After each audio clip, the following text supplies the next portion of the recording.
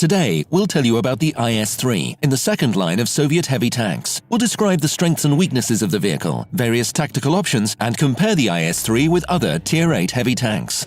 When the IS-3 was fielded, it was arguably the most impressive vehicle in service after the war. You can see that its bow plates are positioned at a specific angle, forming the so-called pike nose. Due to this shape of its glacis plates, the vehicle was known as the Shuka, which is the Russian for pike. The IS-3 had very significant armor protection, and because of the angle of its armor plates, a ricochet was a reliable expectation. The launch of this tank saw a completely new era of heavy tank construction in the Soviet Union. Now it's time to get a closer look at the IS-3. Let's begin with its advantages that distinguish this vehicle from its predecessor. First of all, the vehicle is given a traditional shape and low silhouette. Secondly, the tank's turret is completely curved and almost impossible to penetrate from the front. Thirdly, the hull side skirts were introduced. If the tank is positioned diagonally, these can significantly decrease the penetration potential of enemy shells. As we've mentioned before, the vehicle's bow is pointed, and this fact can naturally lead to ricochets or non-penetrating hits. The frontal armor plates of the IS-3 can reliably prevent penetration by HE shells and shots from enemy SPGs, but nevertheless, don't waste your hit points by exposing your vehicle to artillery fire. Amongst the other tanks of this class, the main gun of this vehicle has a high average damage value, 390 HP, and its penetration potential is 225 mm. Please consider the fact that the high damage value of our main gun is balanced by a poor rate of fire. This means you should know the reloading time of your potential enemies. With this in mind, you'll be able to plan your attacks effectively. But there are disadvantages too. This tank's durability is inferior to many Tier 8 heavy tanks, excluding the AMX 5000. Furthermore, the IS-3's hull sides are very weak, so tanks with ordinary main guns are able to penetrate this tank if aiming below the hull side skirts. When fighting tall tanks at close quarters, for example with the KV-5, the enemy can penetrate our tank at its weak armor plate above the mantle. The maximum visibility range and main gun accuracy of the IS-3 are lower than that of other tanks of this tier, so you'd be better served engaging at close or medium ranges. Due to its low maneuverability, the vehicle can't perform quick turns, but due to its high speed value, its mobility isn't much decreased.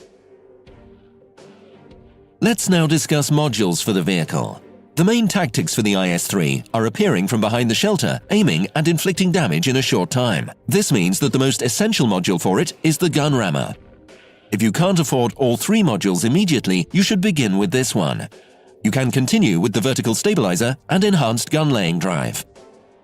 If you prefer rapid track repair to high aiming speed, the enhanced gun laying drive can be replaced with the toolbox. Don't mount coated optics or ventilation, as you will hardly notice the effect while playing this tank.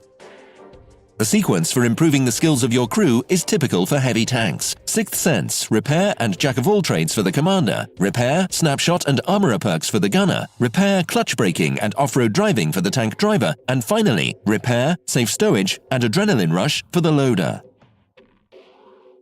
Please take note that the most important skill is Repair, which allows the repairing of damaged modules quickly.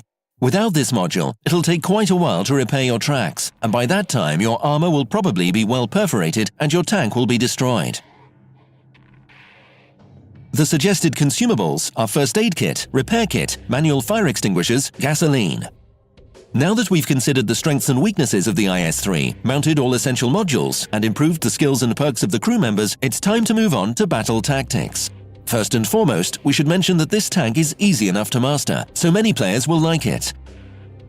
Its combat power provides a firm footing while fighting enemies of the same tier and of higher tiers, and this means you won't have to act passively, lie in wait, or stay at the base if you choose this tank. This vehicle is completely attack-oriented, so you'd better hurry to the fore and take key positions. Don't go there alone though, be sure to enlist your ally support, as an unsupported IS-3 would be easy meat for the enemy tanks. Try to cooperate and act as a unit. It will be easy for you to force through the enemy's defense or to control the enemy at the flanks. Try to hold enemy middle tanks off and pay enough attention to your minimap. City locations are where the IS-3 performs at its best. Well, if you're playing in a Tiger, due to its high rate of fire and accuracy, you can stay in open terrain, plinking shots at the enemy from afar, one by one. Remember that the IS-3, however, is much more effective at close or mid-range, and besides, you'd want to shelter while reloading. Finally, we're going to talk about fighting tanks of the same tier with the IS-3. Let's do this by the example of the KV-4. Tiger II, and T-34. Let's begin with the KV-4. When facing this enemy, try to stay close to it. In this situation, you will have the opportunity to aim at the weak points of your enemy effectively. Try to penetrate its nose plate, the auxiliary turret, and at the sides of the turret. When fighting a Tiger II, trying to get close to the enemy will also be useful. Staying at long distance will play into the hands of your enemy and let it win 8 out of 10 battles. Any ricochet or non-penetrating shot may be a critical one for both tanks in this battle. Our average damage per shot is higher, so the more often you penetrate the enemy, the more likely you are to win. King Tiger should be attacked at its nose plate and hull sides. When at point-blank range, you can also shoot at its glacis plate and at the commander's turret. If facing an American T-34, your goal is to inflict damage systematically. The tanks have the same HP. The damage value per shot is higher in the T-34, but the IS-3 has a higher rate of fire. The T-34 can be easily penetrated while aiming at its frontal hull and hull sides. Don't aim at its turret, which can only be penetrated at its sides. Let's sum up everything. The IS-3 can be called the perfect vehicle for fast battles. It can fulfill its missions effectively, being either on top or at the bottom of the list. And if you treat it wisely, it can be a real thunderbolt for random battles. This is all for now. We hope that the data provided helps you to make an informed choice, and we are waiting for your comments on the forum. See you soon!